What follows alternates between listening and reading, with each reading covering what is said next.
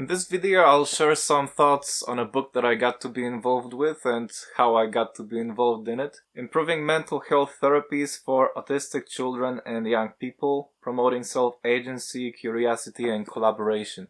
It's mainly aimed at therapists and students who want to learn about good practice when working with autistic youth and their families. And I've heard it's already being picked up at different universities, which is great news because I think even today future therapists and other professionals are being taught outdated concepts and research about autism, which can be unhelpful or even damaging and dehumanizing. This is a book that provides up-to-date autistic-informed autistic knowledge. When the book refers to institutions or systems, it's usually the British system. Nonetheless, really most of the problems that are dealt with here are pretty universal, so I'd recommend it to people internationally. I'm Polish myself and I'm making a video on it in Polish as well. At the same time, I think it can be of interest to anyone who wants to learn more about autism, specifically in a social context and from a social perspective. Families, friends, those working with autistic people in different capacities, as well as autistics themselves. As an autistic, I think it can also be useful as a frame of reference for how a beneficial and respectful therapeutic relationship could look like. Especially if you've been recently recognized as autistic, haven't had much experience of therapy, or if you've had negative experiences in therapy. Many of us realize we need help but don't even have a frame of reference for what it should look like. And definitely it was also the case for me when I was younger, and it still can be a challenge. It can happen that when therapy doesn't work or hurts us, it gets psych-explained away as our lack of dedication or some other fault within us. And it's easy to believe that, even if it's unhelpful or damaging, due to the power imbalance inherent to the therapeutic relationship. Psych-explaining was coined by Damon Milton, by the way, who's one of the co-editors of this book. I really like this term. So I think the book can be helpful for young people to self-advocate in therapy. And maybe if you do have a good relationship with a therapist, but maybe they'd like to improve their knowledge of our current understanding of autism and neurodiversity, this is what you can recommend to them.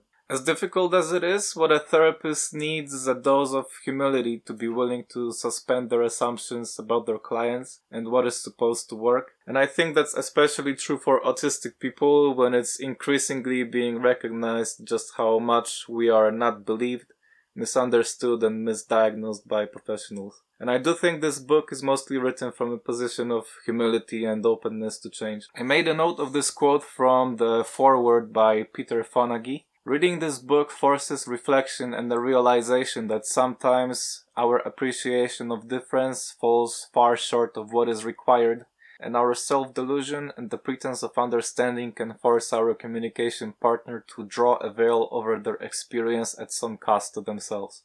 When I read it, I thought, okay, that's a good start. This quote relates to masking in the therapy room, of course, which this book addresses, and I'll come back to it later. I think this book is representative of the ongoing paradigm shift in our understanding of autism, from the medical model of autism within the individual and needing fixing, to one that is informed by the neurodiversity paradigm, taking into account the environment surrounding the autistic person and not treating it as something inherently negative. And what I mean by that shift is also treating autistic people with the lived experience, with respect and as equal partners whose involvement is necessary to ensure what's being done in research and practice is in line with our needs. That to me involves embracing concepts devised by and or developed within the autistic community, such as masking, double empathy problem, or monotropism, which I think on a theoretical level are among the best concepts we have when it comes to a genuine understanding of the autistic experience. Some of them have been around for years or decades, but have only recently been getting more attention from mainstream research. Thus, the empirical support for some of them may be modest for now, since the people with funds and power have been mostly interested in other concepts so far, but they nonetheless do help explain the experience of autistic people and have been helpful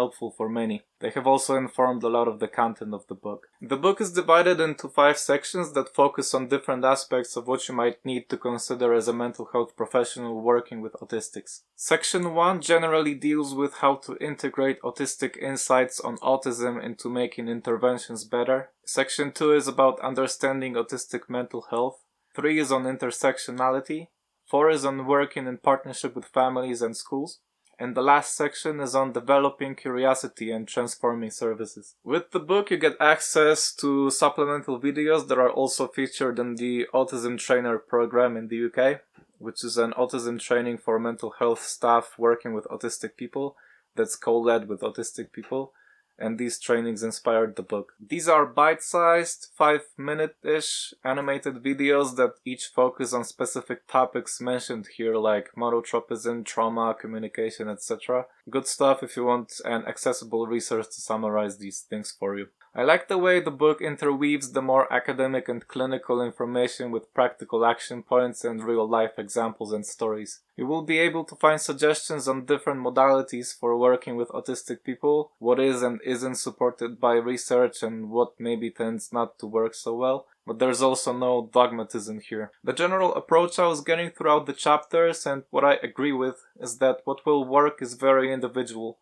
and what modality you choose may be secondary to the therapist's attitudes, knowledge, and the rapport they develop with the client. I think this book is well informed from a research point of view, but at the same time I found some of the personal testimonies and the real-life examples to make for the most impactful moments of this book. One of my favorite real-life examples that also shows the value of autism acceptance comes from Richard Mills's chapter on working with schools. He brings up a story from a family support program, which was meant to help families with children exhibiting behaviors of concern. One family mentioned that they had only one goal they needed support with. They wanted to be able to go to church as a family. They said that their son Eric was autistic and he couldn't keep still at church, that he spoiled it for others and that people gave them disapproving looks. The worker who talked with the family checked in about it with the priest, who then brought it up to the congregation, who were surprised that this was the family's perception of this situation. It was agreed that they'd openly support the family and be accepting of the boy's participation. They started going to church regularly and thus their goal was achieved, without at all changing Eric's behavior, but through reframing the situation. And what is interesting is that after a while, Eric started actually sitting through the mass without moving around. Maybe as the family felt more at ease and accepted as they are, Eric felt the same and didn't have the need to release that tension anymore. It didn't really matter for the family though, since now they were able to do what they wanted to do anyway. The book stresses the importance of collaboration and agency in autism services, and the same philosophy was applied in the writing of this book. It's been co-written with autistic researchers, self-advocates, and young people. I'm sort of in between of these three groups. I got invited to contribute by Georgia Pavlopoulou, who's the lead editor for the book. She's strategic co-lead and program director for National Autism Trainer program. We know each other with Georgia from Restar.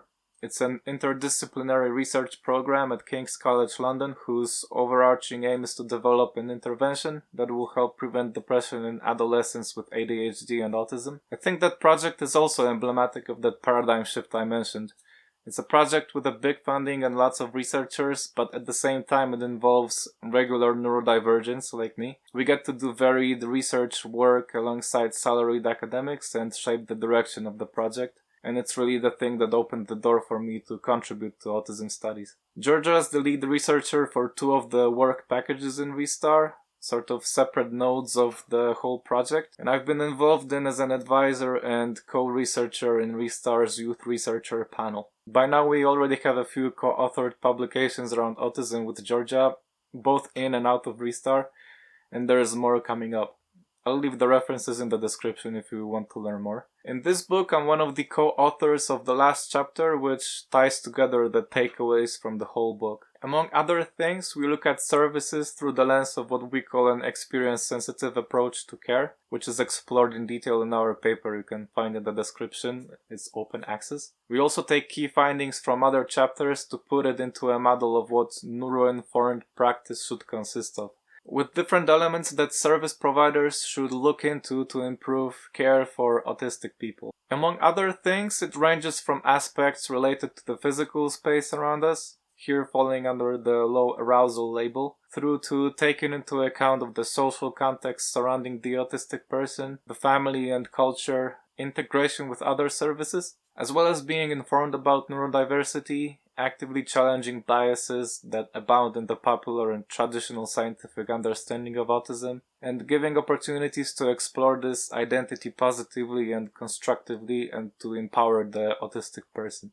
Now I'll talk about some bits from across the book that particularly resonated with me and some helpful stuff from the book. If I remember right, the list of contributors was more or less complete by the time I got invited. I had already known and really liked some of the work of several of the authors, so it was quite exciting to join too. Damien Milton's writing was and still is really inspiring to me, how original and precise it is in pointing out the hypocrisies and shortcomings of traditional autism science. He may have been the first autistic researcher to inspire me that you can really make a difference in this field as an autistic, and he's the co-editor of this book, so that's really cool. If you've heard of Damien, chances are you've heard of his double empathy problem, which is really key to understand autism from an interpersonal perspective. And if you haven't, you will after reading this book, since I think it's referenced in and informs almost every chapter. The problem basically reframes the empathy deficits in autistic people to communication and understanding problems that tend to be exacerbated between groups of people that are different from each other, such as autistics and non-autistics, compared to understanding between people from within each of these groups. He coined it in a short paper from 2012, but the more mainstream scientific community seems to have been only picking up on it in recent years, and there's more and more research that looks at it experimentally. The book also features chapters by Amy Pearson and Kieran Roslyn, and I had also already known their really in-depth work on autistic masking. It's another helpful concept that also informs many of the chapters of this book, and it's very relevant to the topic of therapy. To give an example how it's explored in the book, in my understanding, one of the main overarching goals of therapy should be to reconnect with your true self, however you might understand it. A client has to be able to feel comfortable enough with the therapist to drop that mask and safely explore their identity in order to benefit from that process in a meaningful way. This is touched upon in Chapter 8 by Lucy Matthews about gender, sexuality, and autism in the therapy room. The particular example given in the chapter is of a young person who struggles with their sexuality and senses their therapist is not a safe person to open up about it. At the same time, really many aspects of autistic being can be masked, specifically those directly related to autism. It can manifest as soldiering through sensory overload, hiding one's interests, planning out interactions, etc.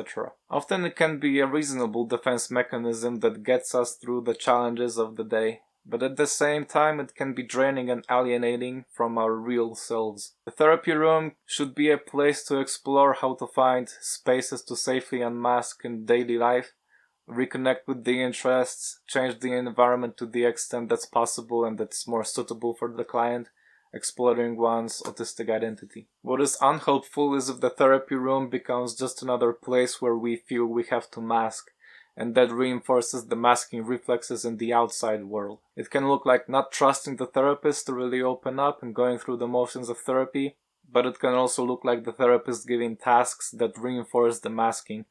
For instance, seeing behaviors that are reasonable for autistics as irrational avoidance behaviors, as in staying away from loud crowds to avoid sensory overload. As it's said in Chapter 2, framing responses as unhelpful thinking and or catastrophizing thoughts may need to be used carefully or dropped completely if these prove to invalidate the autistic experience of navigating a non-autistic world. At the same time, of course, it's not black and white, and some degree of exposure therapy could help in similar cases, but it really needs to be a decision that's informed by an understanding of neurodivergence. Chapter 2, by the way, also has really good vignettes, an introductory one showing how difficult and debilitating it can really be for some of us to be in an intense sensory environment, and how easy it is for an uninformed professional to completely disregard it and tell us we just need to be more resilient. Other vignettes there are success stories where the differences of the autistic person have been taken into account with understanding.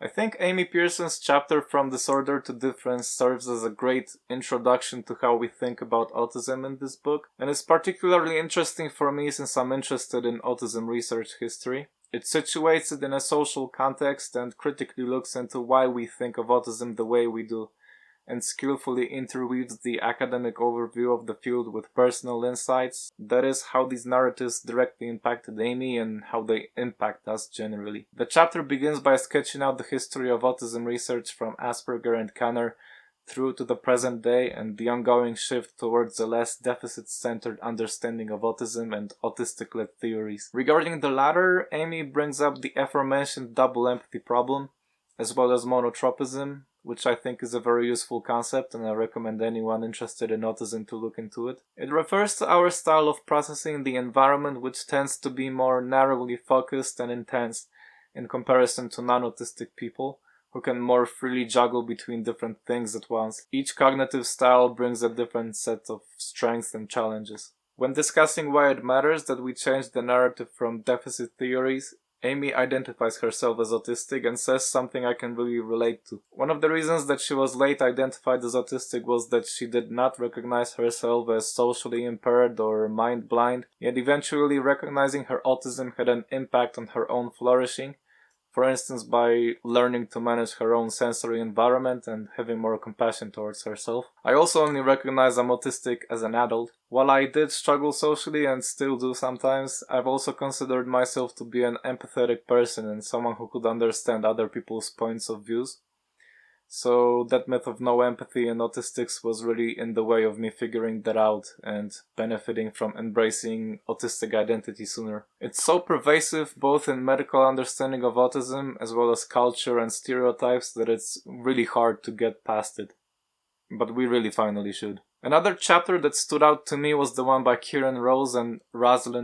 Kieran here is in the role of an autistic advisor to Roslyn, who is a therapist and who decided to learn more about how to work with autistics. The starting point is when a young person with whom Roslyn had been working with for over a year got a diagnosis of autism and ADHD, which she had not anticipated, and she had realized she had unknowingly colluded with the internal and external demand to mask. Roslyn's honesty and openness to learn here is admirable, while Kieran offers some memorable points. For example, it is difficult to understand and accept that despite years of training and practice, of both convincing yourself that you are and being held by others to the standard of being the expert, all that may be based on a foundation of sand, and only result in an end product of professionally contributing to a cycle of stigma and trauma, and the compounding of poor mental health and early death in the population you have trained to support.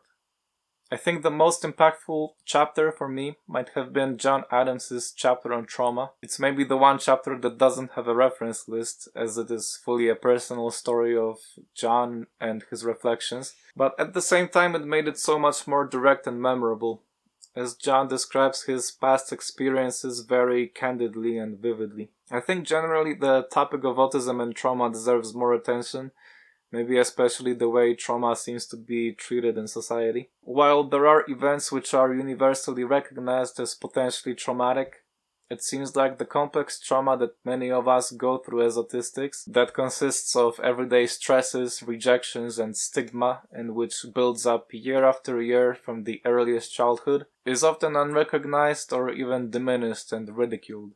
So what I found interesting is that Jon went through both a more classically traumatic, life-threatening episode caused by an allergy, as well as the complex trauma of being neurodivergent in a neurotypical world, and he found the former to be easier to resolve. It had a definite shape, a beginning and end. The vague trauma of being autistic in our world was much more difficult to define and took years to overcome. This was further compounded by the fact of his later diagnosis. He hadn't had an autism diagnosis when working on the near-death experience trauma, but he did when working on complex trauma. And he found that the label of autism made the therapists belittle and doubt his experience. He could only achieve positive results with a therapist that specialized in autism. I think these points to consider for therapists from the chapter are worth reiterating. Your client's narrative, experiences, and feelings should be more informative and valuable than anything you have read or been taught about autism and an autistic person in distress. If they say they are in distress or feel traumatized, make it your first instinct to believe them, not "it can't have harmed you as it wouldn't have traumatized me." Remember double empathy. What traumatizes autistic people may be different to what would traumatize a non-autistic person. I could keep going, but maybe I'll stop here. These were a few of the memorable chapters and moments from the book for me, but of course the rest also has good information and tips for mental health professionals working with us. If you want to learn more, I recommend the book. You can find the link in the description. It does not pretend to be a be-all, end-all book that will answer everything you might want to know about working with autistic people, but also probably no honest effort can do that. Instead, it's a good starting point with practical, up-to-date information, various experiences and points of view from professionals, autistics, and autistic professionals that converge on improving and humanizing the practice for our benefit. I hope there will be more stuff like that coming out in the future. Thanks for watching.